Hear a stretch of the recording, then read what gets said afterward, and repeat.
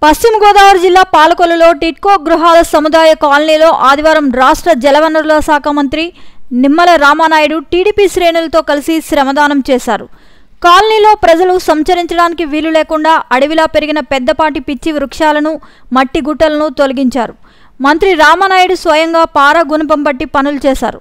ఈ సందర్భంగా మంత్రి రామానాయుడు మాట్లాడుతూ, గత టీడీపీ ప్రభుత్వంలో గృహాలను 90% పూర్తి చేస్తే వైసీపీ ప్రభుత్వం 5 ఏళ్లలో అరబస్తా సిమెంట్ రూపాయి పని కూడా చేయలేదన్నారు. జగన్ రాష్ట్రంలో టిడ్కో ఇళ్లను 6,000 కోట్లకు తాకట్టు పెట్టి నిధులను మళ్లించి లబ్ధిదారులను రుణగ్రస్తులను చేశారని, వైసీపీ ప్రభుత్వంలో పేదలు, మహిళలపై కక్ష సాధింపుకు టిడ్కో ఇళ్లను నిర్లక్ష్యం చేయడమే సాక్ష్యంగా నిలుస్తుందని అన్నారు.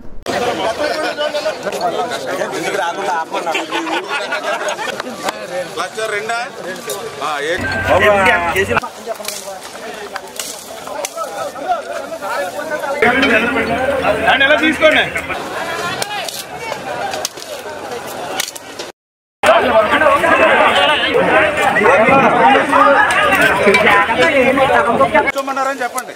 మాకు అట్టు కింద ఉన్నారు. చూడండి ఎస్ఐ గారిని కూడా